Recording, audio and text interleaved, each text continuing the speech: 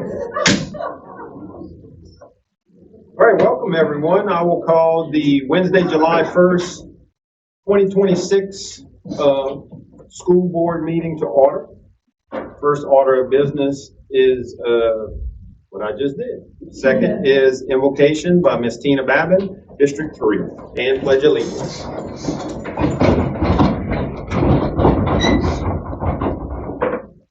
Heavenly Father, we thank you for the privilege of another day to serve your people and fulfill your will. Guide our decisions today so that we may do what is truly best for our beloved school district. Grant us the strength to lead with courage, confidence, and a genuine heart. As we plan for a prosperous new school year in August, we pray for the safety and protection of every student, employee, and family. We humbly ask all this in the name of your Son, Jesus Christ. Amen. Amen.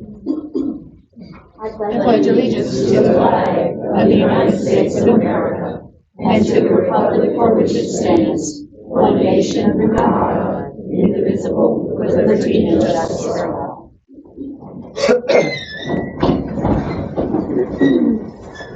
Thank you. Next is roll call, Mr. Martin.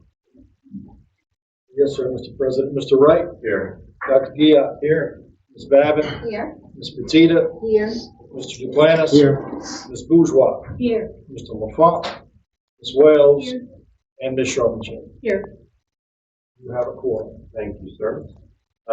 Section 2, awards and recognition. Introduce new administrators. Mr. Martin. Yes, we are introducing one new administrator tonight, not new to Lafourche Parish, but new to Graceland Middle School, the new principal, Ms. Bobby Brown.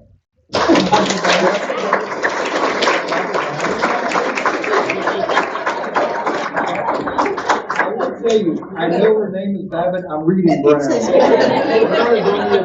We had a flashback to the 80s. But I'm not even apologizing. First off, I would like to thank Mr. Martin and the board for this incredible opportunity. I am grateful to the St. Charles community and staff and students who embraced me for the last 5 years as their assistant principal. As Ms. Delcom always said, once a Wildcat, always a Wildcat. While St. Charles holds a special place in my heart, my journey has led me home to the Graceland community that shaped me into the educator and leader I am today. I'm honored to serve as the new principal of Graceland Middle School, where I plan to lead with strong relationships, high expectations, and positive communication and build a community of excellence. Thank you.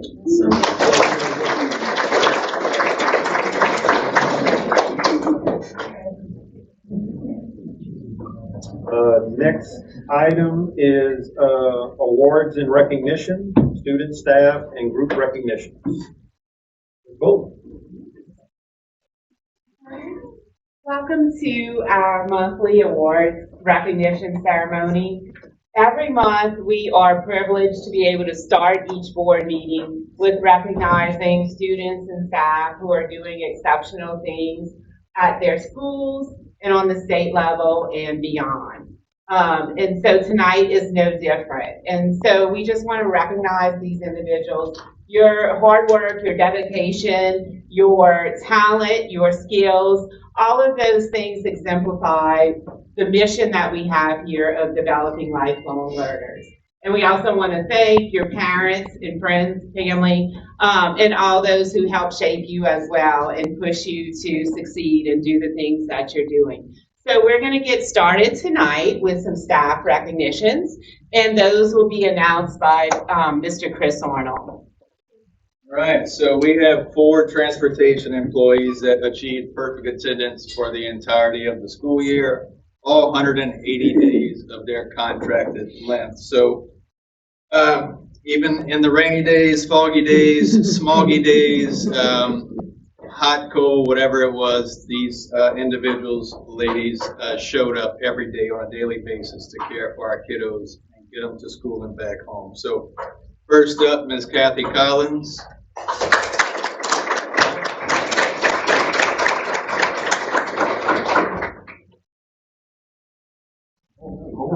Right here, right there. There you go. Good job. Second, we have Miss Mickey Griffin.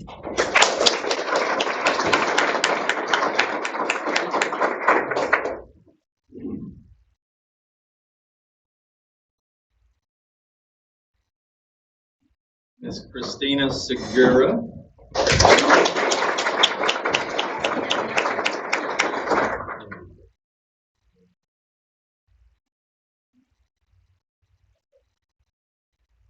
And lastly, Miss Sylvia Tillman. Oh, there she is. Okay.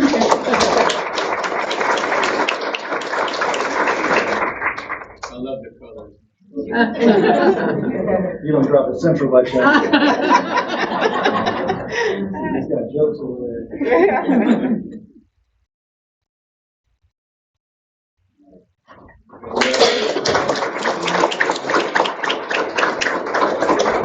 Our next award will be announced by Mr. Martin. Oh, oh, yeah, hello, this is the award. We have 3 students getting an award tonight that before we started acknowledging this award, I didn't think was possible. These kids, only one is able to be here tonight, but these kids navigated kindergarten through 12th grade and never made a B on their report card ever.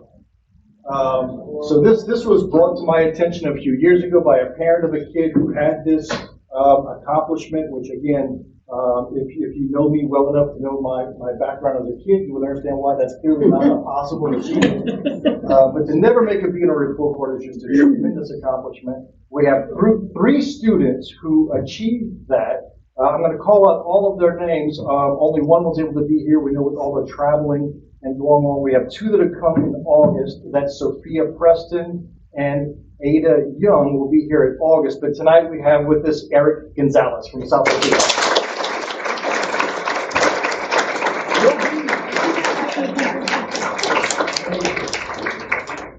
Amazing, great work.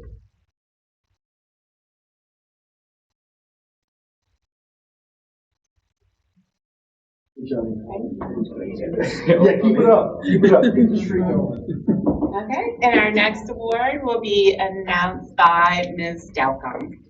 So I have the honor and privilege of announcing a special athlete that we have who participated in the Louisiana State Special Olympics and placed first place for the 400-meter run, and that is Clay Maxwell from Central Lafourche High School.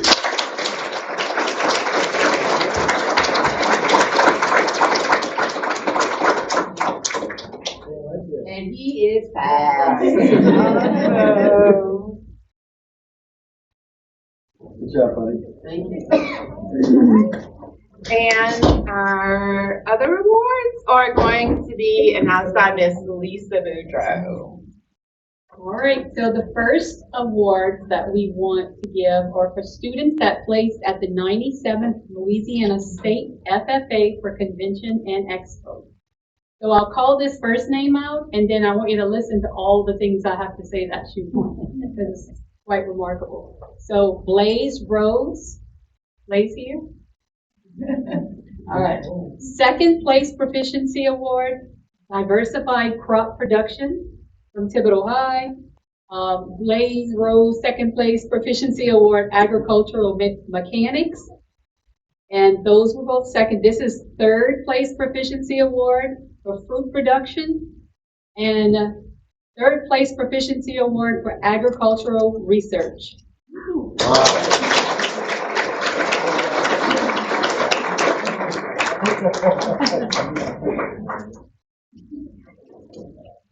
Four different state level accomplishments. Great job. Please tell me he plans to be a farmer. Good job. All right, additionally, we have Miss Brianna Mitchell, who received third place proficiency award with specialty crop production from Thibodeau High.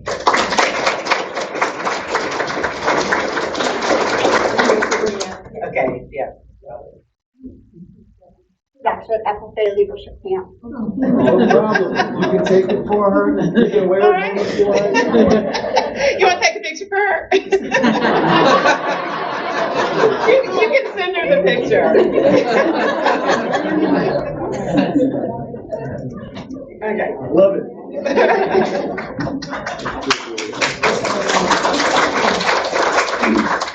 All right, so next we want to recognize the group who placed first at the State Social Studies Fair, Division 2.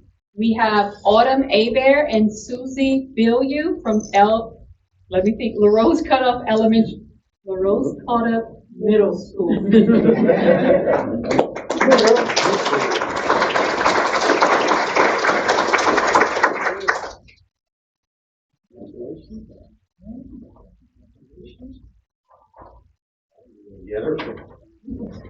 And there we go.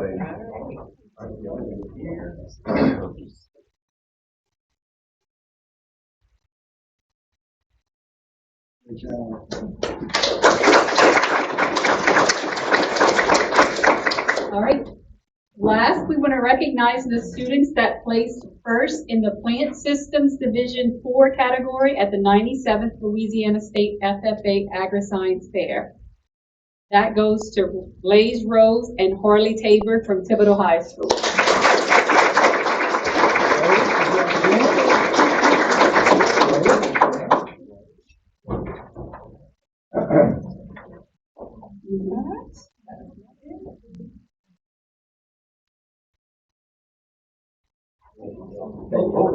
You got it? Okay. Thank you very much. No, thank y'all. Look, thank you for being here with us over the summer to celebrate the accomplishments of our students, our employees, to recognize the now famous Bobby Brown.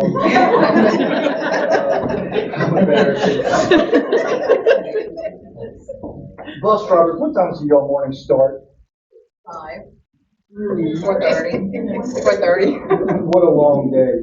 Just tremendous gratitude from the district to the drivers for being there every single day. Huge accomplishment, never making a beginner report card to make it to the state level and win the 400 meter. And all of you ag kids, you never cease to amaze us. So for everybody here tonight, thank you for letting us have your kids be part of our program. That's why we're so blessed as a school system. And thank you for everybody for all your hard work on the employee side. I know we have some employees in the back that are part of this team, so thank y'all for being here. We have an exciting meeting tonight, if you want to stick around. Otherwise, thank y'all so much. I know the restaurants are waiting for you, so y'all have a good day.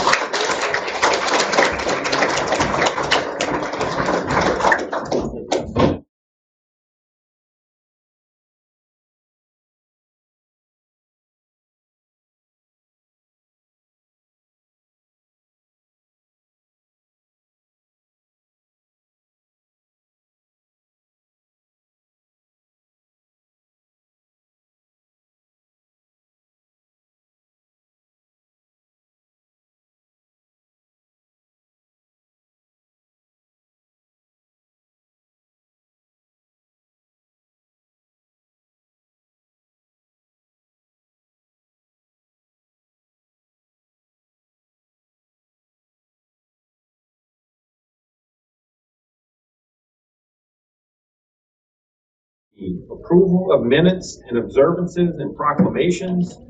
A, minutes of regular board meeting held June 3rd, 2026. Badman and Sharp and Shade are our first and second. Any public comment? Any board discussion? Hearing none, please signify your approval of the minutes by saying aye. Aye. Please, if you oppose, say nay. Motion carries. Next section, number 4, memorial resolutions. Dr. Dion. Ms. Deanna Daigle was hired by the Lafourche Parish School District on February 1st, 1962, serving as a secretary bookkeeper at Chagbay Elementary School. In 1992, Ms. Daigle was transferred to Thibodeau High School as the bookkeeper. Ms. Daigle retired on October 19, 2001, serving the Lafourche Parish School District for nearly 40 years. Ms. Babbitt? Mr. President, if I might add, Ms. Daigle was honored as the Outstanding School Support Employee in both 1994 and again in 1996, reflecting her dedication, excellence, and lasting impact on our school community.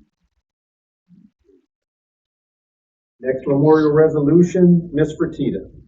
Ms. Arlene Hebert was hired by the Lafourche Parish School District on January 20th, 1978, as a paraprofessional at Thibodeau Elementary School, where she served for 6 years. She was later transferred to Acadia Developmental Training Center, continuing as a paraprofessional from 1984 through 1987. In August 1987, Ms. Hebert joined the staff at Thibodeau High School, where she served as a special education paraprofessional.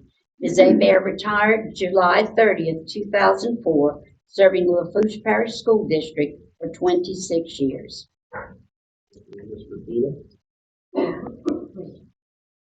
I move that these resolutions be adopted by general consent and that a copy of the resolutions be recorded on a special page of our minute book. With no objections, let the record reflect that these resolutions were adopted by general consent and will be recorded on a special page of our minute book.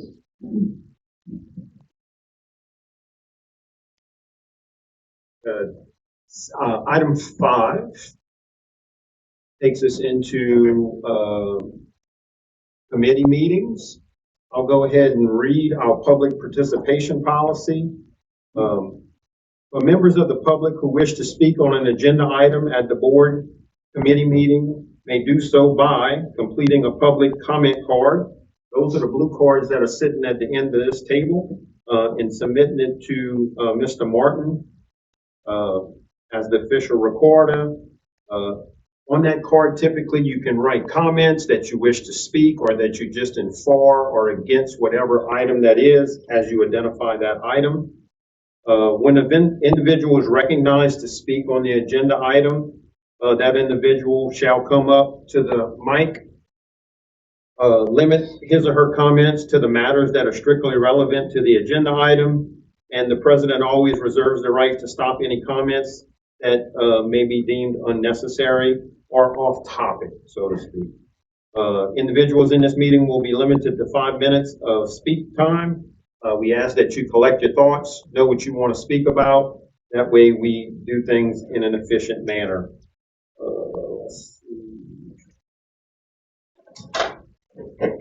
Lastly, you should not name, criticize, or question the professional competence of any employee publicly, since that would violate his or her due process rights. Lastly, what we're going to do is as we come up to agenda item, we're going to have comments from the public at one time. And just a reminder that this is not typically, it's an opportunity for you as a public member to give us comments and not necessarily have a dialogue with any of the board members or any of the additional speakers. Chances are, if you do have any questions, you share them with us, and your board member or a board member will go ahead and ask somewhat on your behalf if there are any questions that need to be answered that are unclear. All right? All right, with no other situation, we're going to go ahead to approval of policy and academic committee recommendations as per the meeting held June 17, 2026. Mr. Duplantis. Thank you, Mr. President. To approve revisions to policy JCDAE, student computer and technology use. So moved. All right, Mr. Duplantis and Ms. Bourgeois. We'll go to Mr. Martin first. Thank you, Mr. President. I just wanted to call to the board's attention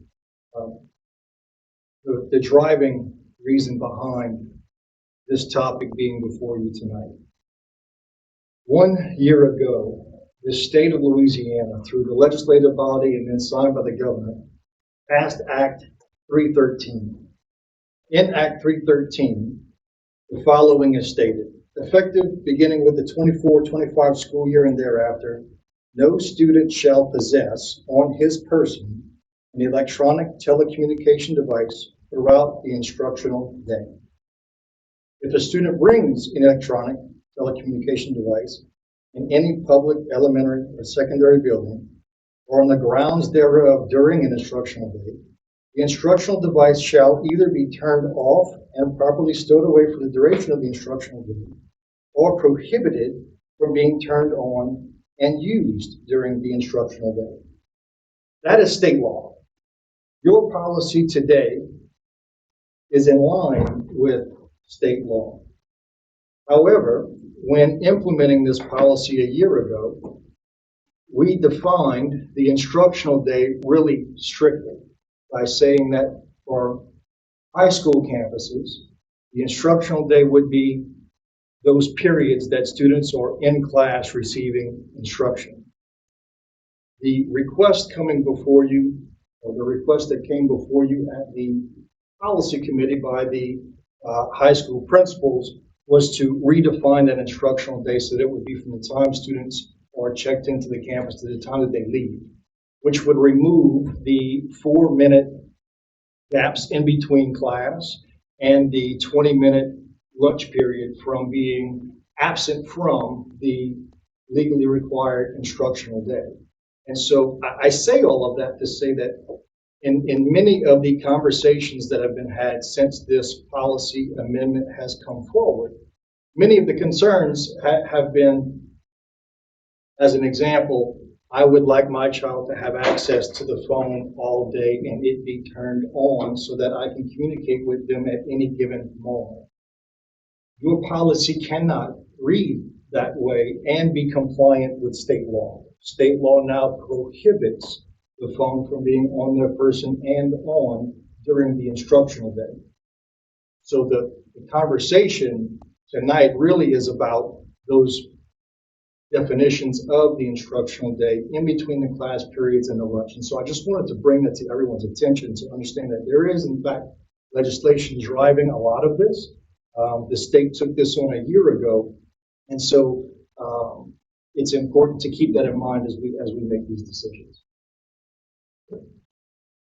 All our great principals, if y'all would like to give a brief presentation, or weren't prepared for that, or y'all good? Y'all stand on everything?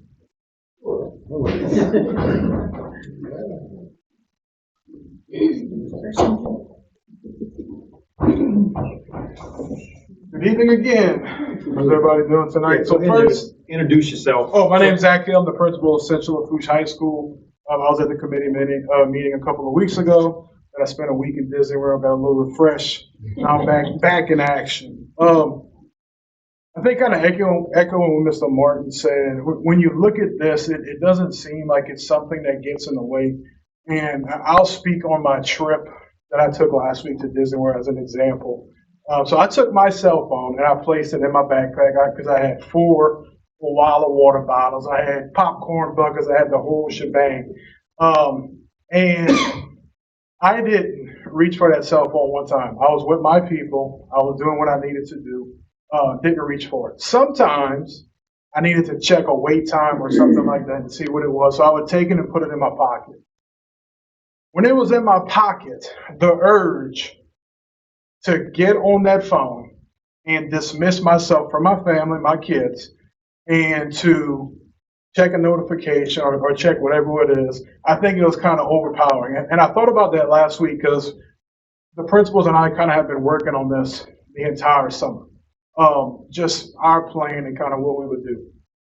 So today, I think we were kind of sent a synopsis of the poll that was sent out, or the Google form, about, positives and negatives of things that kind of associated with it. So some of these things on here, I think that we could have probably addressed better initially, and it probably would have cleared up some questions. So I'll just kind of go through this, if y'all okay with that, some of these. And then if y'all have questions or anybody else has questions, we can kind of go through them and see what we have. So one of the big concerns was emergencies, right? I mean, Lord forbid emergencies. I mean, you come to Central Lafourche High School, we have 160 cameras, we've got 2 weapons detectors, we've got single point entry. This summer, with Mr. Burley and CWA, we're actually hosting a live first person shoot like active in a couple of weeks to kind of prepare us for these things and these situations. So with the cell phone being in the bag, and in any emergency situation, the thing that we always teach is to avoid, deny, and defend, right? And communication in any emergency is key. So really, we want the kids being present to what's actually going on at that time of that emergency. Not necessarily, hey, let me drop what I'm doing and pick up my cell phone. Now, if a kid picks up their cell phone, we're not going to write them up for having their cell phone in an emergency, okay?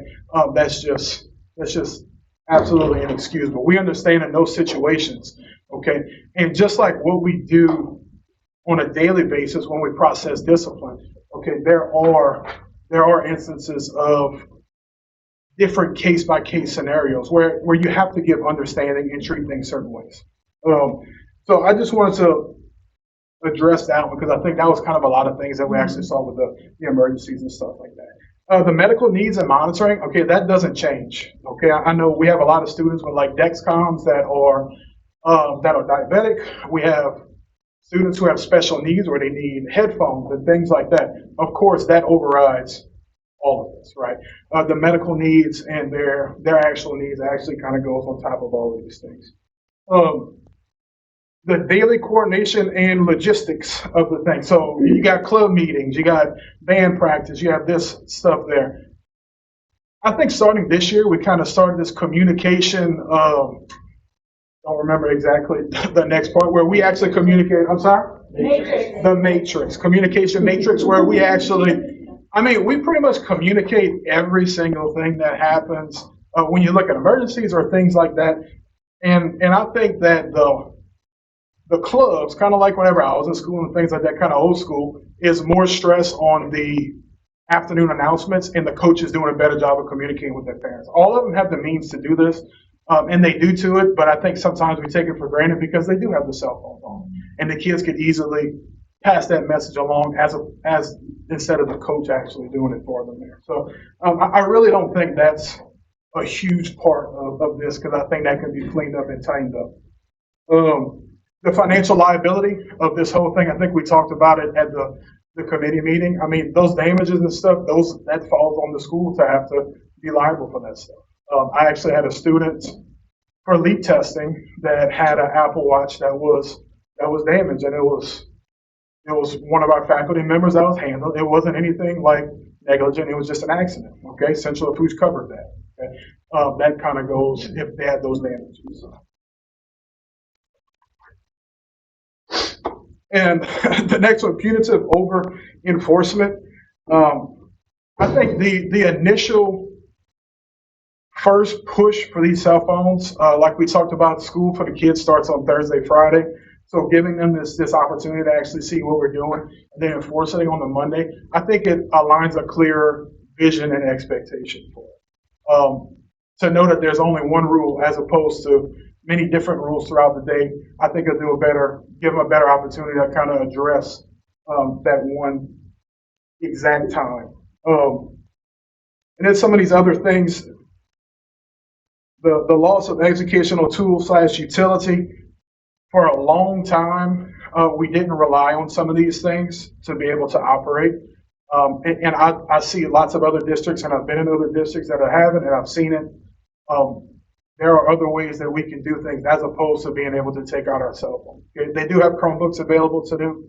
I think our teachers district-wide do a great job of making things available to the students and to their parents for the most part, and to make sure that they have everything that they actually need. The office communication / bottlenecking, and I'll kind of put some of these together. And they talked about the load of the teachers having to kind of maintain this and write this. One of the things whenever we met with Mr. Martin initially and kind of presented our plan, one of my assistant principals was a part of putting this in place in another district. So she's seen everything that kind of happened. She experienced the bumps and bruises of all this stuff that kind of went through it. And our assistant principals, all the high schools came together and said, okay, we're taking care of those referrals. All right. So the assistant principals and the principals are going to be the ones that's actually going to be processing and taking care of these referrals. The teacher reports it. We do the communication. we do the processing. So it's not something to where they're going to have to actually, do all these different referrals and that stuff. There falls more on our shoulders than anybody. So I mean, that's really all the things that were addressed here in our plan. I know all you guys did your research, and I'm sure you've been hearing about it the last couple of weeks. So I mean, as far as specifics, do y'all have any questions of things that maybe we talked about or things that we hear or that you have heard? Mr. Hill, let's Yes, do sir. this. Thank you for your comments. Let's let the public have their comment period. And then if any of the board members during our discussion period have questions, we'll go ahead and call you back up at that point. Yes, sir. Thank you. Okay. All right, we'll go ahead and open this up. You can bring it up if you like. So we'll go ahead and open the floor for public comment.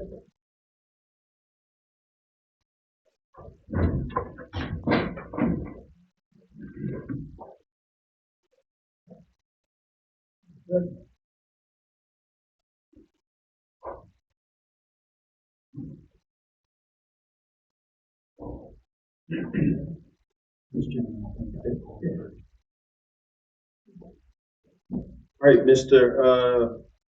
Is it Jonah? Or okay, Jonah, come on up. And just for the fun of what we're required to do, just state your name and address for us, and go ahead and speak. You'll have 5 minutes, my brother. Jonah Rivera, 300 Zia Skyline. Thank you for having me. I am a sophomore at Central Lafourche High School, and I speak not on just my behalf, but on the behalf of students that could be harmed by this policy. Being allowed the privilege to have my phone during passing periods and lunchtime is a blessing. Many times during my freshman year, I would have forgotten a school ID or cleats for football, and sometimes even my music at home. Being able to call my parents and ask them for these said items brings me so much help because my mom, who is a bus driver, does not have the availability to talk to me after school or in the beginning of school. And I also have a dad who does not have an easy way to talk. You might ask, why not go to the front office? But if this policy were to pass, the front office would be crowded many times, and there are only 4 minutes in a passing period, and some students may need to walk an extra bit before the passing period. Many teachers, or at least some in my opinion, do not care for a reason and will not listen to you if you are not in the class by that passing period bell. Also, as a student with a bus driver mom, she is not able to talk to me after school, and just with her schedule, being able to talk to me during the day brings so much help to me. And I fully believe phones should not be in class, but during passing periods, I find that there is really no reason, and I feel like it would actually benefit the students if they could bring their phones in passing periods and lunchtime. I would also like to give you some other students' opinions that I have collected. One student had informed me that they had been hospitalized due to a health illness.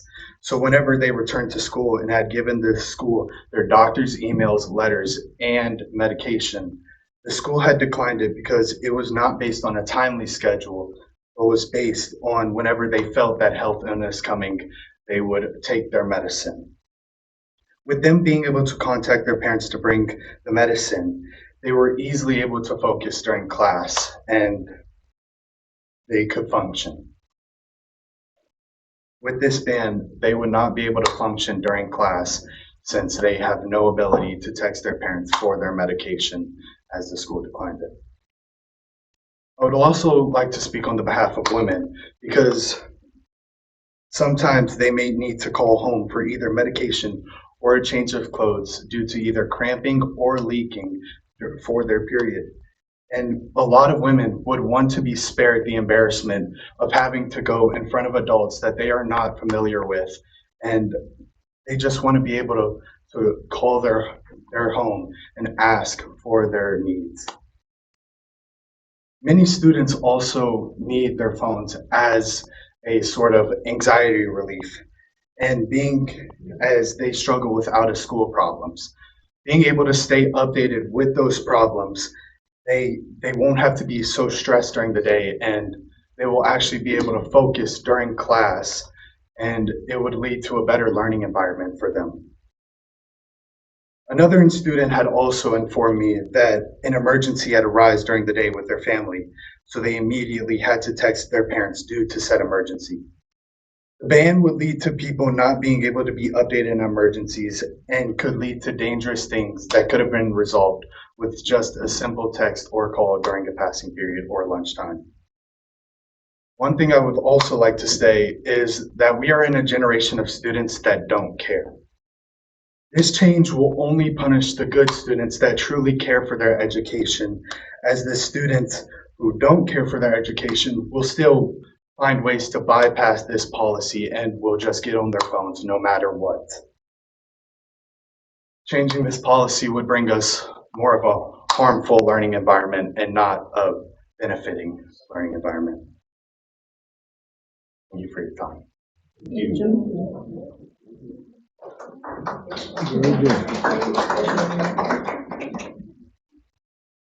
Ms. Marlboro. How you doing? Hey, that's okay, you know. Either way, I'll answer. Just don't call me late to eat. Won't do that. All right, Ms. Okay. Marlboro, you know. My name's Jamie Marlboro. I'm not sure what address you all are looking for. So I'm going to give you my domicile, 116 Sealess Lane, Lockport, 70374. Now, I've been in here, I've sat on these seats with y'all. I've actually asked, before I left this board, to implement the Yonder pouch. I didn't ask y'all, but I did speak with Superintendent Martin about it. The Yonder pouch would have prevented a lot of the issues you're facing. I feel liability is one of the biggest concerns, especially when you do not have control in your bathrooms, places of privacy, those issues. And you are a body that unfortunately has to be charged with the care of our kids and their well-being. And the phones are becoming an issue for that. Everything from cyberbullying to, again, expected places of privacy. With that being said, I understand the need for this policy to be strictly implemented and accountability with the kids. But I also am on the other side of the fence where there is a disconnect with trust with our education system here. And without that trust, those phones are tethers for our children to reach out to us. They can record situations they do not feel safe in and provide things of that nature. Now, back to y'all's side of it with liability and issues like that. My daughter worked in this district, and y'all know that. She had nothing but issues with cell phones. She went to another district where it's strictly enforced. I believe the high school might get a few minutes at lunch for them to be able to look at their phones, to see if coaches, to check in, things like the concerns that have been brought up. But the kids will know. The minute they see their phone out, if the teacher says something, they're scared because they know how strict the policy is. But there has to be a medium to build trust back. And for people who do not follow the state laws or watch the news or do those things, they don't understand how all of this works. I don't even understand half of what I'm going through right now with the district and how it works, and trying to get answers sometimes is like pulling teeth. So there has to be a way, and my suggestion, even when I spoke to Ms. Glenn the other day on the phone, was why don't you guys hold like some community meetings? You'll do it to get our tax dollars to redirect for your funding. Why don't you sit down with your constituents at every high school, that whatever district you're in and feeds into that high school, whether it's elementary through high school, and sit down and talk to the parents and hear the concerns. Listen to what they have to say. Because this is something that, because of situations in the past, and I'll kind of leave it at that, but I think in the last 12 months, you can kind of get where I'm going, that you guys have to look at. And it's not fair. I've advocated for children that have been filmed in the bathroom. And that leaves those kids feeling horrible. We got to look at investigation processes. You cannot come take my kid's phone because it's not yours. You cannot get into it without a warrant. You have to go through all these processes where by the time you get to that phone, it's all cleared and clean and there's nothing there, and a kid is left a victim, and that's it. And they got to go to school with these kids, and there's nothing you can do because your hand's tied, but you all are still on the hook for the liability and protection of the kids. So there has to be some kind of happy medium somewhere, and I'm hoping y'all can find that, because it seems like when we want to come to you genuinely, heartfelt, and try to have conversations, sometimes we're shut out. Sometimes we're not heard and not listened to, and that eats and erodes at trust. And these are our kids. And if that phone tethers us to their safety and their well-being, I get it. I mean, we haven't talked too much. Coach Hill kind of alluded to safety things. But if you look at safety, has anybody talked about the 911 call center? Can they handle 2,000 kids? I don't know if Central has 2,000, but say school has 1,500 kids. Can they handle 1,500 911 calls because you have an active shooter? Can they handle mama, nanny, granny, everybody calling 911 and then showing up at the school when you got to isolate this situation? You're not going to give away a rally point for parents to meet at because you don't want that to get out. You would probably do it while it's going on. But there's so many things to consider. We know cell phones have given away positions. We know they've been able to be tracked in those situations, and lights, noises, all of those things. And a lot of things people are not educated to understand them and understand the position you're in. But consider the Yonder pouch, if they still create it. I don't know if it's still made, but it is pouched there. Because the last thing I'd like to say, I don't know if the state lawmakers were thinking, but if the school policy is going to say put the phone in the school bag, how many kids at a high school are leaving their school bag outside a bathroom door? They're no matter what violating policy and law because they're walking into that bathroom with that cell phone inside their school bag. And the Yonder pouch is locked. It can't be taken out unless it's demagnetized. So it's protecting all of y'all. It can stay in airplane mode. Parents can track their kids. But that's kind of like my thoughts, and I'm hoping you guys will greatly consider that. And Mr. Martin, can you please return our phone call? Thank you. Thank you. Is there any other public comment? Any other public comment? Hearing none, we'll open it for discussion between the board. Anybody with any questions or comments? I'd like to comment, Dr. Gia. Ms. Sharpenshade? Then we'll go Ms. Wells. That was kind of a hand up. So, I know I've received a few calls and messages from constituents who wanted to express their opinions. And, you know, many of you know I'm also a parent of 2 high school students. I think a lot of the concerns that I've heard, I could definitely see both points of view. But the fact remains that we have to remember that we're obligated to follow state law. With that said, state law is not extremely definitive with its idea of what instructional time is during the school day. So from my perspective, speaking on behalf of myself and the people that I have had conversations with, I would like to see perhaps a revision to the policy where we might allow the use of phones during the lunch period only and not during the transition times between classes.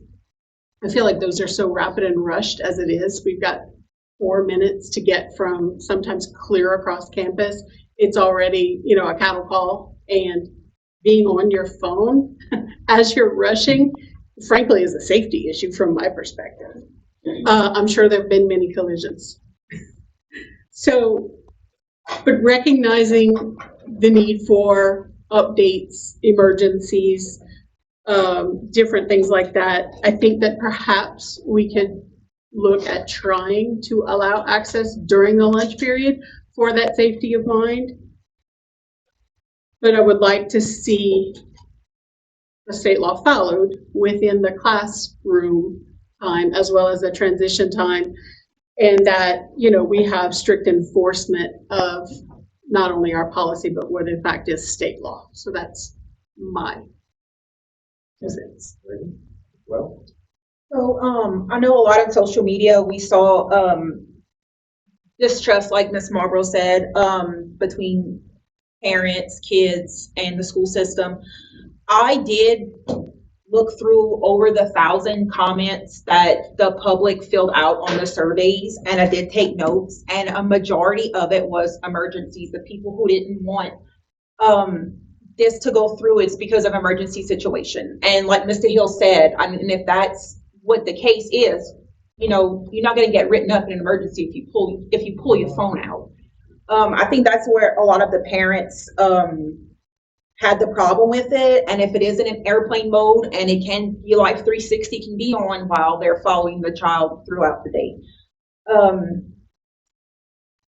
A lot of what I read too, like, and to like what Mr. Jonah had said, I think that the children just don't feel comfortable going to the front office for anything. And I don't know if that's more of a problem. Maybe they don't feel comfortable because their phone's always in their hand and they don't have to go to the front office for anything, so they don't learn those skills, or that's just how, you know, they're raised nowadays. But I think we need to do a better job, if we can, of making them feel like it's okay to go to the front office. If you forget something, or, you know, we're all human. If you forget something, if you need to change your clothes, if they can feel more comfortable and welcome to call home for stuff like that. Let me see. I made notes on the 1,100 comments I read. Communication, like Mr. Hill said, also do a better job with that. I know I've had my child let me know that a meeting's been canceled, but the remind hasn't gone through from the advisor. So just another thing that we could probably do better on. Let me see what else. There was some concern about staff also having phones, which, I mean, I know the staff uses it for. I've had my child have to get a teacher texted to have them come to the front office. So, I mean, I don't think that's realistic to ban phones for them in the workplace. But I know kids have said teachers and staff members are found on TikTok and stuff during the day. So I think we could kind of go both ways with the, you know, enforcing everything.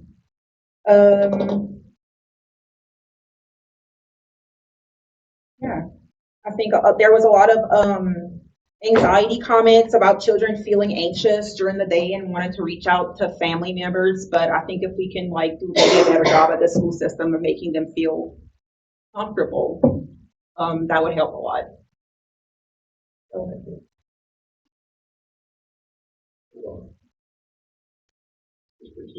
Yes, what did kids do before we had cell phones in school? You know, that, and it has not been that long since we've been allowing them to use them during the day. But when I looked at the poll, and when we pulled out the actual adults, we didn't even get not 2% of our parents that actually responded to the poll. It was 100 and something. When we look at the number of parents that we have in the system, so really that poll was not very authentic look at what everybody's saying. I didn't get any phone calls. Nobody talked to me about it. We know that research is showing that kids are on phones too much, that they're lacking communication skills, they're lacking just talking to other kids. And so I need to have that phone in their hand. And Mr. Hill brought that up about wanting, when he was in his pocket, wanting to be able to look at something. The research is telling us that kids need to put the phones down. And I know I've been out at restaurants where families are sitting there and nobody's talking. Everybody's on a cell phone and they're probably texting each other. So we have to help our students to start to learn how to communicate. And then my other thoughts are that if the principals, and I always call it living in the house of a school, they live in that house and they see what problems arise, and they know that if they can make this place of their school, their house, a better place for students, I think that they need the support from the board, because we don't live in that house. We're just hearing from them. So those are my comments about why I don't feel it necessary for students to have, be tethered to that phone all day long, and for parents to be able to, to reach out to them all day long. These are high school students. They need some independence. And those that, they'll get the messages from the school when things are canceled. They will get messages if there's a situation that is an emergency situation. The school will handle it. And as somebody said, you can't have 1,500 students texting, the parents are texting 911, and then the parents doing the same thing. The school will handle it, and that's why we're going to have that mock drill of what you do when there is an emergency situation. Those are my comments.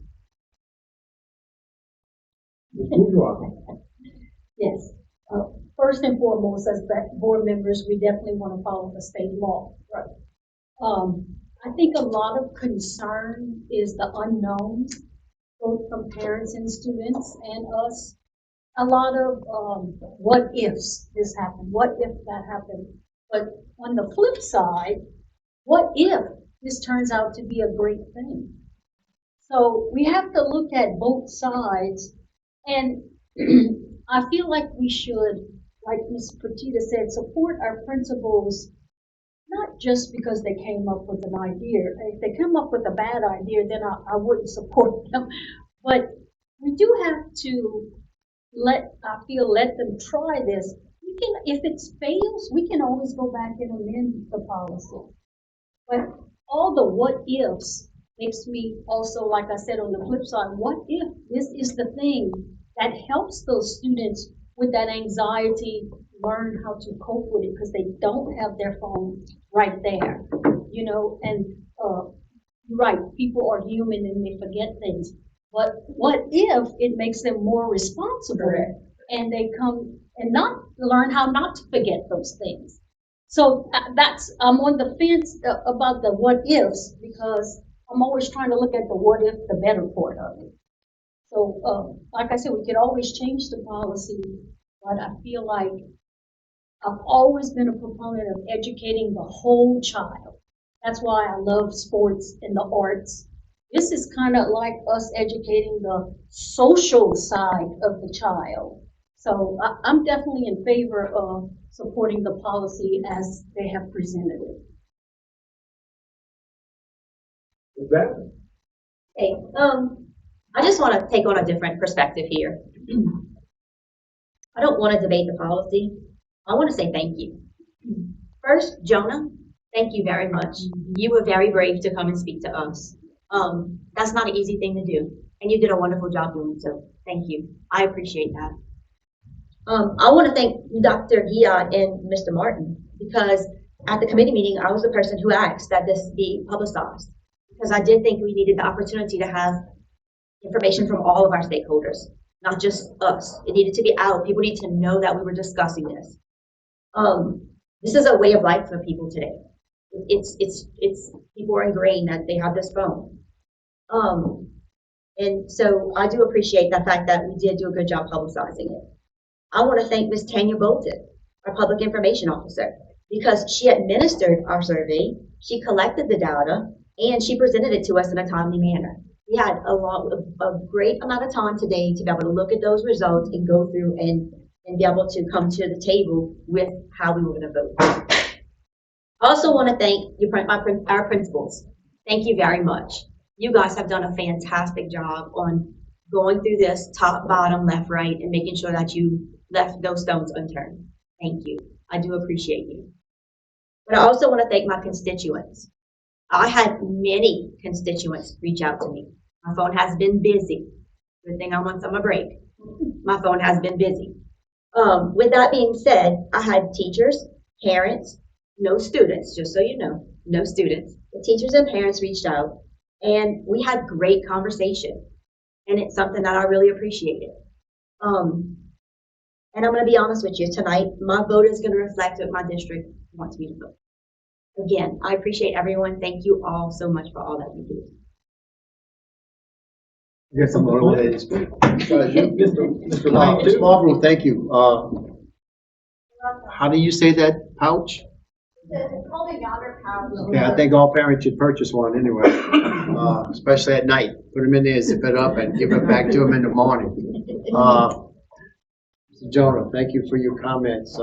Very, very good. Well spoken. I can understand everything like that. I can understand that we have to follow policy of state law. The lunch period would have been great if they would have written that in there. We wouldn't be here. But they didn't. So now we have to also look at our employees who are right there with the issue at hand. Yes, unfortunately, Mr. Jonah, the good do suffer for the bad in this world. Right? And it's a shame that that happens. I've had 3 kids that go through and graduate from Central Lafourche, the school that you attended. Okay? And 3 of them were in the band or on the dance team. So yes, there were changes. I was there every day, or my wife was there every day. So yeah, and there were always changes. ROTC, one young lady forgot her hat, her cap, and it was a drill meet that day. I left, it wasn't even my child. I left Central Lafourche, went back to her mom's place to get the cap, to bring it back, to bring him to South Lafourche for the meet. Now they wouldn't have been able to compete. So all she did was contact mom, see, Mr. Duplantis is on his way, please have it at the door when he gets there. But that was outside of the classroom. It's a totally different thing. And yes, communication today, wow, it's rampant. It's just unbelievable where communication is going today. But once again, this is a classroom setting. All we ask is that they not have the phones on. And we all know when you go, those that go to church and they make the announcements or with certain meetings, please silence your cell phones. And dang, it don't happen. And you know those people were sitting in that pew the same time you were, so they heard that announcement. Okay, just leave it in the car for an hour if that's what your church services are. Okay, so here we're going back to the school. It's a shame we're here, but we have to follow state law. I will be voting. I'll just let you know, I didn't get one phone call, one email, or a text, and I'm not phone savvy that to begin with, but I would have answered that.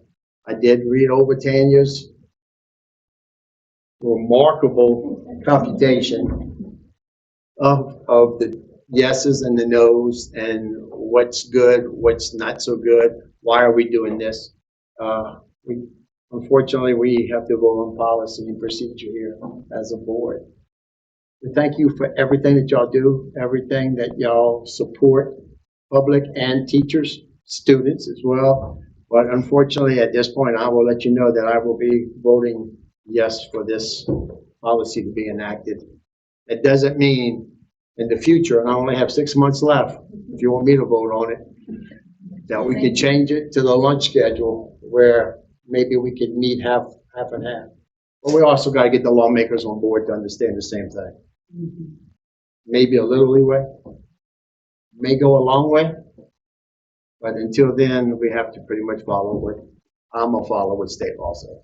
It says throughout all the instructional day. I don't look good in orange. Right? Would you like to have? So I was about to say, I just need a little more explanation on the instruction. What is that? Right? That is the question. When schools have to provide to the State Department of Education their instructional minutes, only those minutes where the students are in class being instructed by a teacher do those instructional minutes count. So at a high school where you have 6 or 7 60-minute classes, it's 6 or 7 times 60. That's your instructional minutes for the day. Problem is the law doesn't really say instructional minutes. The law is kind of loosey-goosey in that they define instructional day. And then they leave it up to you, Mr. Wright, to figure out what that is for Lafourche Parish. We need to define the instructional day. Many lawmakers will tell you the intent of the law was bail to bail.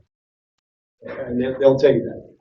I believe that our interpretation last year of the instructional day by giving latitude in between classes and lunch was probably a very liberal interpretation of what the legislature set out to do.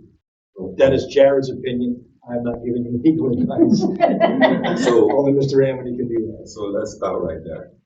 So if we had that policy where instructional time was in class and it was able to use their phone, going from class to class or going to or during lunch, during that class period, I would like to know, what was I'm trying to say that.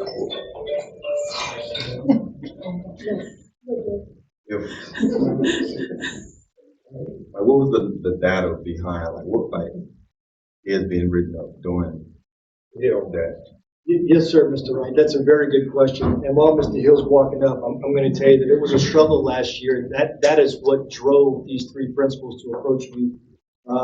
I don't remember the time that they approached me, but all three of them, and look, Mr. Hill's being very brave. I don't want you all to think that this is a Mr. Hill initiative. The folks you see, raise your hand, high school folks.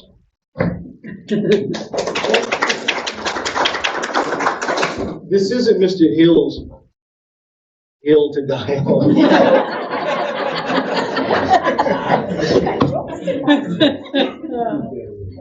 But collectively, all of the high schools saw this as a challenge, not in between classes, but in the class. And the reason why they were seeing it as a problem in the class is because the phone was so readily accessible because they were using it in between classes. Again, I'm not speaking of this gentleman here who clearly is a rule-following kid who's not doing all of that kind of stuff.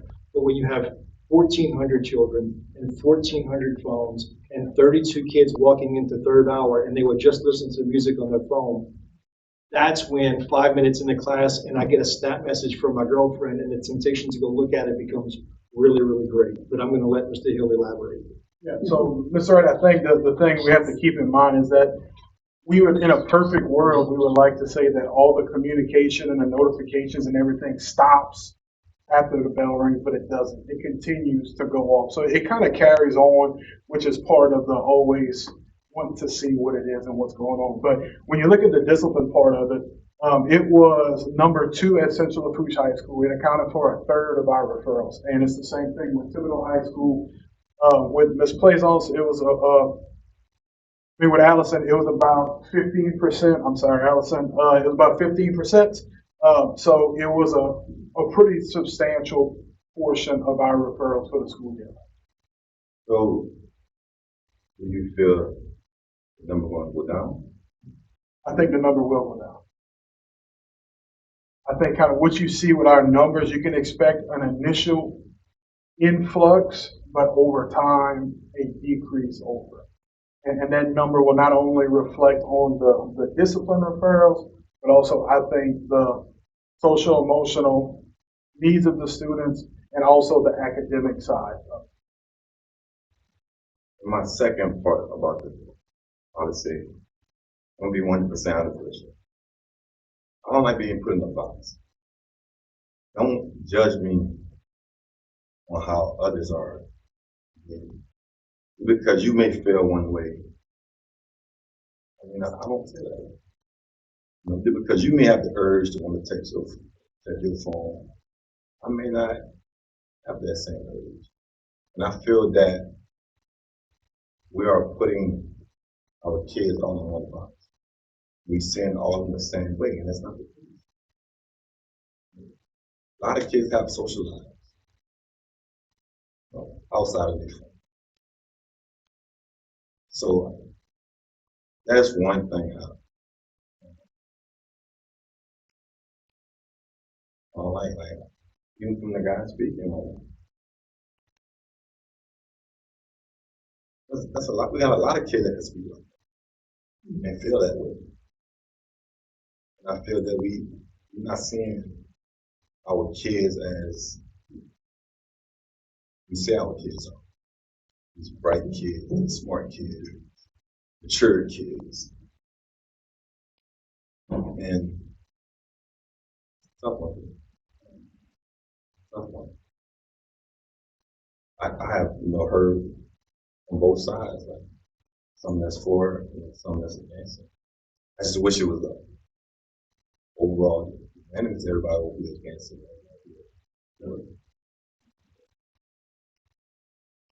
I'm stuck in the middle. One won't be no or not will. I didn't know if you, obviously. Yeah, I got a couple of things, just kind of what everybody says. And Mr. Wright, just to kind of comment, and I'm sure all my fellow principals would agree with me. But when a student comes on the Central Lafourche's campus, they're a student, they're a child. And that's one of the things I've seen thrown out. Good students, rule following versus bad students. They're all students to us with an extreme amount of potential that can easily go on one side of the fence or the other, based on what they do. So I think based off, we got these kids that follow and they're going to be the ones. Well, this kid can easily, by the flip of a switch, go to the other side of it. So when we look at students, they're all students. They're all kids of ours. Every student that comes to Central Lafourche High School, you know, and if we get the opportunity to, we'll treat them like one of our own, you know. And it's kind of one of the things that reading this stuff, you kind of get emotional when you read some of these things, especially when you talk about emergencies. All of us are on the front lines, and we would put ourselves between any threat and a student. You know, so whenever we talk about these things, and I know a lot of people were principals here, we would all do the same thing. So I think to put that label, good versus bad student, I mean, it's kind of disheartening because they're all kids of ours, and we're going to give them those same opportunities. And I think, Ms. Wells, just a couple of things we all want to improve, right? Every chance we get, we want to improve. But to say we need to do better as far as like office and things like that, I can go across this district and you're going to have some of the best people in the counseling departments, the secretaries, and they would just pour in. We see kids by the hundreds every single day that come to us with things like you're talking about, anxiety, and things that they're dealing with. What I think is that it's more comfortable for the kids that have been raised on it to revert back to that technology. And it'll make them more adept to say, hey, I'm going to step out and I'm going to go to the front office and I'm going to see this person. You know, and I think that's the kind of communication and things that we actually want to see and see forward. We've been talking a lot about the call centers, like, and Mr. Bro could probably, because we've been planning this big drill we have. We use the rate panic button, and the purpose is 100% is to not flood the 911 call centers. So that it's one message that goes out to all these different departments, so everybody knows, as opposed to me calling, Ms. McCormick calling, Mr. Blanchard calling, and those types of things there. So that's what we use. And for that specific purpose to kind of address those things there. The staff on phones, like the teachers on phones. Like I can tell you, and I'm sure the rest of them can also tell you, we've disciplined our fair share of teachers for being on cell phones. So if it's reported, we investigate, we're going to address it, case by case basis. You know, obviously, just like everything else, we can't be in there 100% of the time, but if it gets reported, it's going to get kind of taken care of with that. So I think I kind of hit all the points there. I'm sorry. I just want to say thank you for hitting those points. Those weren't all my personal feelings. No. But I wanted to address and it's all kind of the hard. And last time I felt like Ms. Babbitt, like she was giving me a point. So I was like, look, I'm not going after you. I'm just trying to I'm just answering my notes real quick to try to say, hey, I'm just going to get this. I wanted the people of our district to know that we actually looked at this stuff and we're conveying their concerns to y'all. So thank you for hitting on those points. Yeah, and look, I know we all spend a lot of time on social emotional health and like pushing with the kids. And I know it's scary and I know it's different, but we talked about the trust aspect of it. I just trust in us that we have the best result in mind for every kid in Lafourche Parish. Martin, and then we'll go Ms. Babin and Ms. Sharp. Just to remind the board, we actually have a paragraph pre-existing in this policy that states, nothing in this policy shall prohibit the use of and operation of any electronic communication device by any person, including students, in the event of an emergency. This is already well-established ground where that is not going to be a barrier during an emergency. So I want to know, and I want to make sure that everybody else knows, currently, right now, prior to us touching this policy, what are the consequences for a student that has a phone out in class and breaks that, for lack of a better word, state law? Like, what happens to them? What is the consequence right now? Yeah, so the students will go out with an initial warning, then they'll get an office referral for improper use of technology, whether they'll do days of in-school suspension. Then the next one, they'll get more, then it'll eventually go to a suspension form.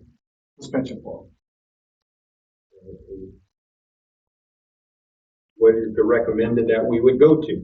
So the recommended that we would go to, again, I handed out to you guys before, is compliance versus non-compliance, where students would say, hey, look, Mr. Hill, here's my cell phone, as opposed to Mr. Hill, I'm not giving you this. So for compliance, first violation is a warning, second is 1 day of in-school suspension, third is 1 day of out-of-school suspension, fourth is 2 days of out-of-school suspension. And then fifth, just like on third suspensions, it's a recommendation for expulsion. Non-compliance, it would be 1 day of in-school suspension. For the first offense, 1 day of out of school, 2 days out of school, and then fourth, a recommendation. There you go. That was colored too. That's a good one. The sharpest thing. I just want us to be honest here. Enforcement has been an issue this past school year, despite this being state law during this past school year. What do you see as an administrator will be different with your ability to enforce this time around? One clear message. You walk in, there is not a cell phone to be seen until 2:15 bell ring. Because I know, I don't want to put Mr. Martin on the spot, but he and I had a conversation earlier about he personally having conversations to teachers and saying, we need to enforce this. This is state law. And when we find out there's a violation, there'll be a warning the second time. This is grounds for, serious consequences / perhaps termination. But it still happened. I will tell you honestly, as a parent, I have been contacted by my own children during the school day. And I'm like, what the heck are you doing? Right. You're breaking the law. I don't like this, and I'm being honest because it's happened to me personally. I would love to see it enforced because I feel like it needs to be enforced because we want to be following the law. We don't want to be, renegades like this. But I would like to see, I'm going to go back to this, I would definitely like to see a variation in this policy that we're about to vote on that would state something like airplane mode, because I feel like that would give parents peace of mind to be able to track their kids. I don't know. There's something about that kind of the powered off that worries me a little bit. I don't know. And that stood out. So, Anybody else? So I spoke to a lot of people this week. And to echo what Ms. Marlborough said, a lot of this was trust. And peace of mind for parents. And I understand, like this, like Myron said, this is very difficult. This is a very difficult policy for me. Like it's really been getting to me this week. I apologize. I had parents that reached out and said it was well known that some classes was acceptable and some classes were not acceptable. And that wasn't a secret. That was well known. And some parents were angry about that. And my only response was, I apologize, but that was against our current policy. That is absolutely against our current policy. That should not be happening. That's the only thing I can say about it. So I just want to, I feel like if I don't share that, I'm not doing what I'm supposed to be doing as a district representative in stating that. But I think you already know that. Yeah, I wonder if that parent called the school and told them that their kid was using their cell phone in class. I don't know. I can't Probably, answer. I wouldn't imagine, right? Probably not. And that's this kind of thing. It's going to happen. I mean, and that's one of the struggles we have. Unfortunately, we can't be everywhere at one time, and it's going to happen. And things, we rely on things being reported sometimes to see it. But I think the clarity of the message and where it kind of sets the clear barrier. Look, I have 2 daughters in the system. And my oldest is going to be a 7th grader. She does not have a cell phone, which is a rarity. I am completely informed with everything, and not as Zach Hill, the principal, as Zach Hill, the parent. Okay, I am informed on everything. I get school status messages. If she doesn't feel good, I get something from the nurse. The principal will call if something else, you know. The person I say, oh, Elena's still in trouble. What she did? No, she don't feel good. You know, those type of things that, you know, so it's, I think it's 100% possible, for it to happen that way. And look, I don't envy you guys also because we have two completely jobs. You guys vote on policy, and it's my job to enforce it. So whatever the decision is, it's going to be, we're going to enforce whatever, you know, the policy is. So. Welcome again. We'll go with Rashida. I just want to ask one question. I originally asked if this would also apply to middle schools, but then Mr. Martin, you told me that middle schools do not allow cell phones. Is that correct? Yes, ma'am. It's been the long-standing practice amongst our administrators at the middle schools that this is not. The only exception, ironically enough, Lockport Middle School, where I was the principal, I was probably one of the first to allow kids to use them at lunch. This was, I think back to 2014, I started allowing that with Mr. Bubba Ogeron. I was the first to pilot the green zones and red zones, and I will tell you, in the beginning, we didn't have issues, but the green zones began to bleed into the red zones, and then you kind of got the genie out the bottle at that point. So our In Lockport, excuse me, I'm sorry, the principal there is making a transition hard in the fall to be in line with all of the other middle schools. Mr. Adams called me after the meeting. He said, Jared, I haven't allowed it for 14 years. Andre, that's a school policy, that's a school practice, you're fine. It works at the middle school. Again, remember our middle schools have sixth graders. They're 12. they don't have cell phones, but here we have students that go all the way up to the 8th grade with no cell phones, and then why all of a sudden they can do it at night school. I wanted to be sure that I understood that correctly. Thank you, sir. I'm thinking that it would be easier to enforce with the new policy than having it, you can use it here, you can kind of like the green and red zone. So if it's no cell phone, I think it's going to be easier to enforce it that way. So I just had that thought.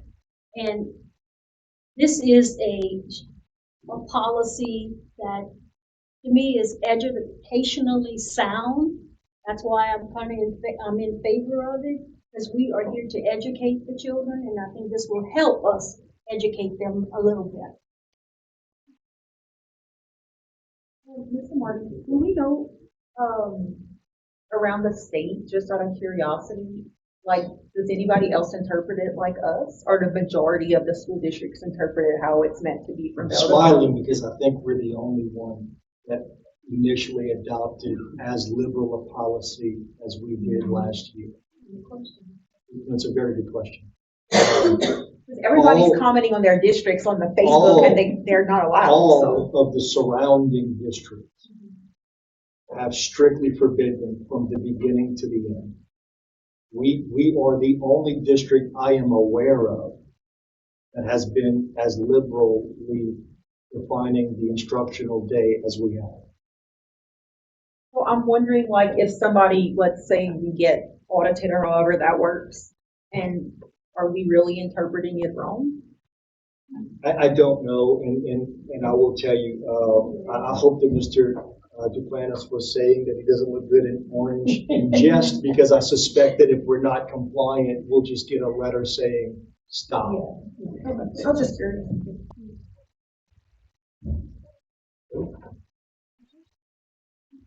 Thank you, Mr. Hill. All right, thank you. So wait, I didn't get my turn. I'm sorry, we got the USA World Cup game. I think we got we have a secondary staff Lee was over there at Charleston. staff leadership that we're gonna do after this for that game. All right, so I'll say quick. I think the state legislature came in and tried to create tools for the toolbox for the schools and for the district. I'm going to support this because I want to give you the tools to put in your toolbox and manage what you think is best at your site. And how you do that, I'm not going to micromanage you in any kind of way. If it does pass, I commend y'all for coming forward with a policy, because obviously it was important to y'all. And I think that's the most important thing important for y'all, important for students' success, all students' success. You know, we could sit there and say the high achieving students, they're more disciplined than maybe the low achieving students, but if we can give the low achieving students more opportunity and less distraction, I think that's all students can have an opportunity to succeed. Yes, sir. And like when you look at what we do, especially as principals, we take what our staff brings to us and we fight for them and we put things together to support not only the students but also our staff also. I have staff here from Central Lafourche tonight, and we have staff from, as y'all seen the last time, that kind of showed up. So we fight for our staff, and that's the whole thing that kind of led to why I'm here today. So thank you all. All right, thank you. All right, with no further discussion, we will go ahead and vote. All in favor of moving this policy forward to be policy, say aye. Aye. Anybody opposed, say nay. Nay. All right, let's do a separate recognition vote. Mr. Wright, your vote is nay. Everybody else, if you are in favor, say aye and raise your hand. Aye. Aye. Everyone else opposed, say nay and raise your hand. All right, so 3, 2, 5. So motion does carry. Motion carries. Thank everyone for the discussion and for the attention. We appreciate y'all. Obviously, we took this very serious, and we will move on. Mr. Duplantis. Item D, to approve revisions to policy DJD, expense reimbursement. So moved. Duplantis and Bourgeois. Any public comment? Any board discussion? Hearing none, please signify your approval for B by saying aye. Aye. Any opposed, say nay. Motion carries. Item C, to approve new policy DCBA, general fund reserve. So moved. Duplantis and Babin. Any public comment? Any board discussion? Hearing none, please signify your approval by saying aye. Aye. Any opposed, say nay. Motion carries. Item D, to approve the revised job description for the position of transportation dispatcher. So moved. Duplantis and Fertitta. Any any public comment? Any board discussion? Hearing none, please signify your approval by saying aye. Aye. Any opposed, say nay. Motion carries. Section 6, approval of business committee recommendations as per meeting held June 17, 2026. Mr. Wright. Yes, item A, to award the lowest, most responsive and responsible bidder, KRN Investment LLC, for chiller compressor replacement. So moved. Right, and Bourgeois. Any public comment? Any board discussion? Hearing none, please signify your approval by saying aye. Aye. Any opposed, say nay. Motion carries. Item B, to award the highest score, most responsive and responsible vendor, Red Rover, for time and attendance system software. So moved. Mr. Wright and Ms. Babin, public comment? Any board discussion? Hearing none, please signify your approval by saying aye. Aye. Any opposed, say nay. Motion carries. Item C, to award the highest score, most responsive and responsible vendor, security for classroom management software. So moved. Right, and Ms. Sharpenshay, any any public comment? Any board discussion? Hearing none, please signify your approval by saying aye. Aye. Any opposed, say nay. Motion carried. Item D, to approve the renewal of software through Power School. So moved. Right, and Ms. Wells, any public comment? Any board discussion? Hearing none, please signify your approval by saying aye. Aye. Any opposed, say nay. Motion carries. Item E, to approve authorizing President Dennis Gia, and Superintendent Jared Morton to sign the 2026-2027 Louisiana Compliance Questionnaire by adapting the Louisiana Compliance Questionnaire Resolution and to submit a copy of the questionnaire to Iser Amper, the Board Independent Auditor. So moved. Right, and Ms. Bourgeois, any public comment? Any board discussion? Hearing none, please signify your approval by saying aye. Aye. Any opposed, say nay. Motion carries. Item F, to approve the annual fee for Tyler Technologies. So moved. Right, and we'll say Dr. Giat. Any public comment? Any board discussion? Ms. Bourgeois?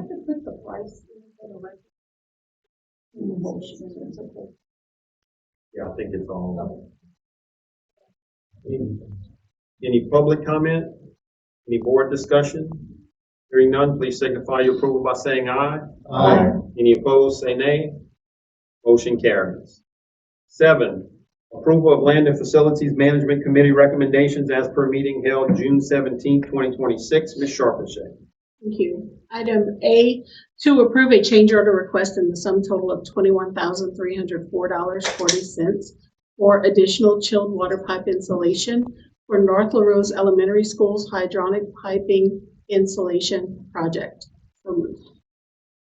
Ms. Babin, any public comment? Any board discussion? Hearing none, please signify your approval by saying aye. Aye. Any opposed, say nay. Motion carries. Item B, to approve a change order request in the sum total of $11,039.66 for the Thibodeau Learning Center renovations project. So moved. Sharpenshay, Ms. Bourgeois, any public comment? Any board discussion? Hearing none, please signify your approval by saying aye. Aye. Any opposed, say nay. Motion carries.